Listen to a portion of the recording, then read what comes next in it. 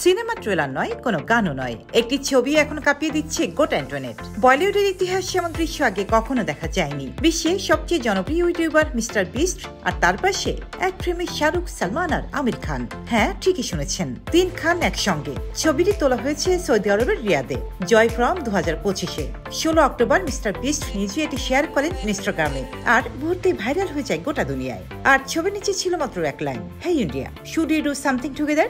এই এক লাইনে যেন আগুনে ঘি। কেউ লিখেছেন মিস্টার বিস্ট এবার ইউটিউব ভার্সনে বানাবেন করানোর জন্য, আবার কেউ বলছেন এটি হয়তো এক আন্তর্জাতিক প্রজেক্টের শুরু। ছবিতে শাহরুখ খানের গাঢ় রঙের স্টাইলিশ স্যুট, সালমান খানের ফর্মাল লুক আর আমির খানের ক্লাসিক কালো পাঞ্জাবি, সব মিলিয়ে এক রাজকীয় ফ্রেম। 3 খানকে একসঙ্গে দেখা খুবই বিরল। শেষবার তারা একসঙ্গে ছিলেন আনন্দ আম্বানির বিয়েতে, তারও আগে আমিরের তারে জামিন পার সিনেমার বিশেষ প্রদর্শনীতে।